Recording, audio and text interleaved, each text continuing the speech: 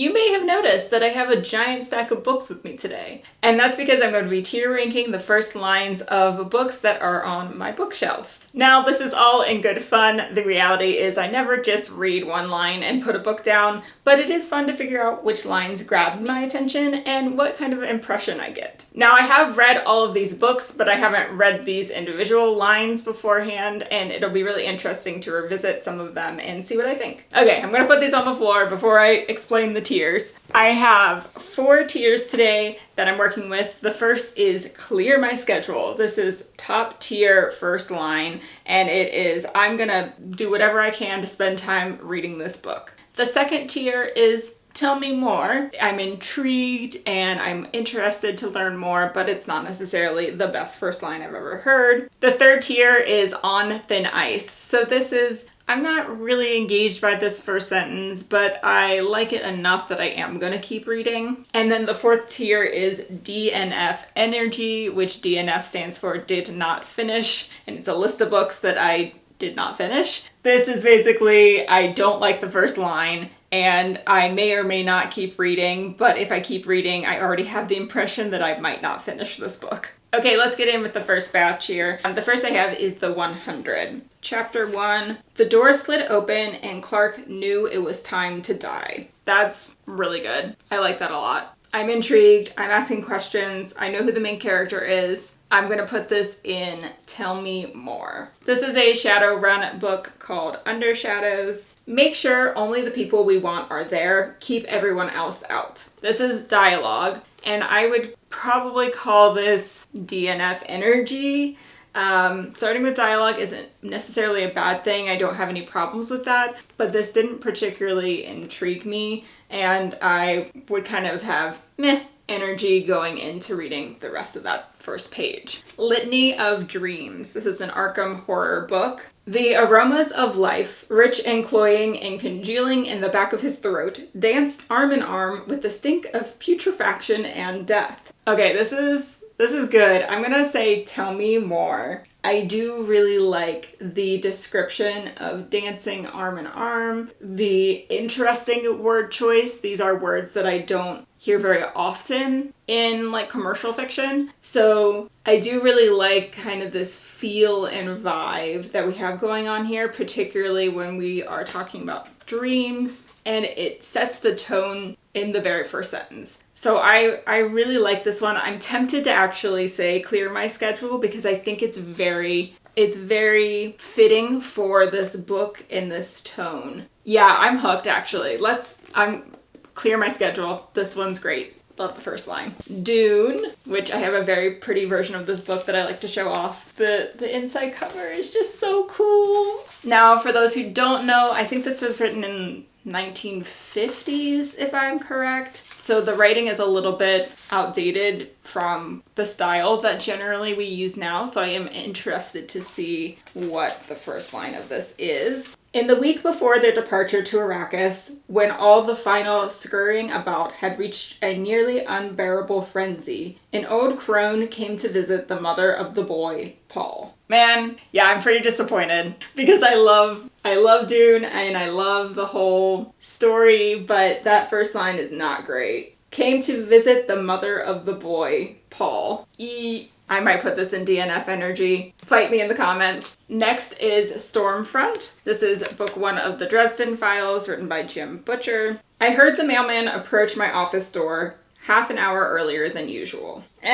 Okay, so I'm gonna put this one on thin ice. I do like how this gives us a sense of who the character is pretty right off the bat. A half an hour earlier than usual. I generally know when the mail is coming, but it's not like I'm on a timer. So this tells me that this person is very, very structured, and I like that there is some of that building of character, but generally it's not super intriguing, so I'm gonna put this on thin ice. Blood of Elves. This is the first Witcher novel. Chapter 1. The town was in flames. That's it. That's all we get. I don't know. That's kind of... It's okay. Some curiosity, but it's not super grabbing. I'm gonna put this on thin ice. Divergent. There is one mirror in my house. That's it. I was hoping for more. I'm also putting this on thin ice. It grabbed my attention a bit. Do I care about mirrors? I'm not sure if I do. The book is telling me I should, but I'm not sure that I do.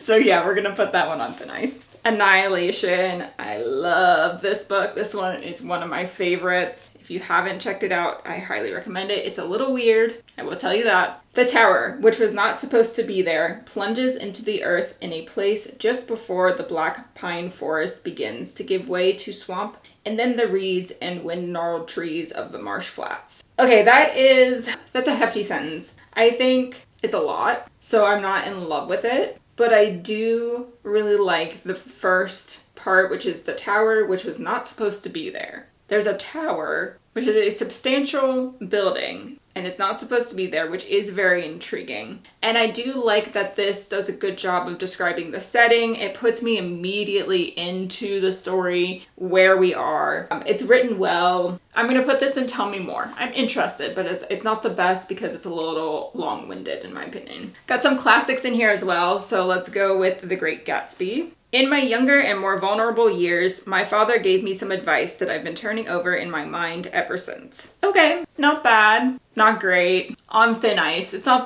the worst thing I've heard, but it's not fantastic. A Tale of Two Cities. It was the best of times, it was the worst of times. I actually didn't have to open the book to know what the first line of this was. I actually think this is one of the most quoted first lines of a book. I do think it's really interesting and good, and it's pretty iconic. All right, Dickens, clear my schedule. I'm hooked. Pride and Prejudice. It is a truth universally acknowledged that a single man in possession of a good fortune must be in want of a wife. Okay, this does a really good job of giving me the time period. I'm immediately placed in this era, which is really helpful. I like the phrasing of it. I like the way that it's written. I think it's pretty solid, so I'm gonna say Tell Me More. This one is Marked, that I bought from Half Price Books and never took the sticker off. How dare I? Just when I thought my day couldn't get any worse, I saw the dead guy standing next to my locker. Yes, clear my schedule. It's so good. I love that. It's intriguing, it's funny, it's light, it's interesting. Yes, I'm down. Aragon. This one does start with a prologue as well. Wind howled through the night, carrying a scent that would change the world. Carrying a scent. So I'm intrigued because I'm thinking about, why would a scent change the world? Wind howled through the night. That is very descriptive. I like that it's putting me in that setting. I know this is going to be a novel of epic proportions. We're not talking about small scale, everyday life things. This is world-changing stuff we're going to be talking about in this book. So that's interesting. I'm thinking on thin ice for this one. I'm not super loving it. Frankenstein. This is one of my all-time favorite books, but I can't remember what the first line is, so this will be interesting. So it starts with a letter. You will rejoice to hear that no disaster has accompanied the commencement of an enterprise which you have regarded with such evil forebodings. I do really like the evil forebodings, the vibe that's happening here. I'm getting a sense of the writing style, which is different than what I would normally read, but I do like that it feels pretty gothic already. I'm gonna put this in Tell Me More. Because of Winn-Dixie, this was one of my favorite books growing up in elementary school. So great. Really lovely story. My name is India Opal Bologna, and last summer my daddy, the preacher, sent me to the store for a box of macaroni and cheese, some white rice, and 2 tomatoes, and I came back with a dog. I think this is absolutely an excellent first line, particularly given the audience that this book is for. This would be for very young readers. I like the specificity. We get the character's name. We get that she is a preacher's daughter and that she can go to the store by herself, so we know age, is old enough to go places by herself. I love the grocery list, box of macaroni and cheese, some white rice, and 2 tomatoes. But she came back with a dog. I'm very curious, I'm intrigued, I want to know more. Clear my schedule. Of Mice and Men. A few miles south of Soledad, the Salinas River drops in close to the hillside bank and runs deep and green. Blech. I don't like that first line. It's really boring. It doesn't grab my attention. DNF energy. Sorry, Of Mice and Men. I really like you. Diana Gabaldon. This is Outlander, and one of her strengths as a writer is definitely being able to immerse in the setting. She does a great job of weaving in some history, and I think she's just excellent at dialogue and making the characters really sound like unique characters. So if you ever want to study character voice, this is a great option. It wasn't a very likely place for disappearances, at least at first glance. Yeah, this is good. It's solid. I am interested to hear about these disappearances. Tell me more. I'm interested. The Ferryman. This one's one of my recent favorite reads. So this one is a prologue. Dawn is breaking when she creeps from the house.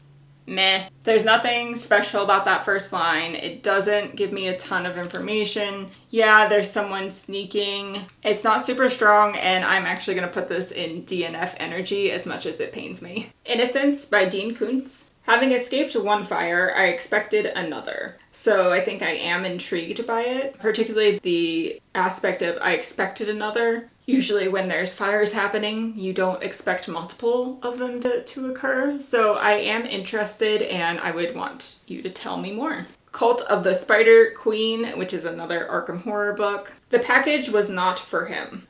That's not much to go off of. I find that interesting. The package was not for him. So he's definitely getting a package, and it was meant for someone else. I'm a little bit interested, but not much. I'm gonna put this on thin ice. Okay, don't send hate in the comments. I do have my Twilight book still. This is from my middle school days, and I'm curious what the first line of this is. My mother drove me to the airport with the windows rolled down. No, that's not exciting. I don't really care.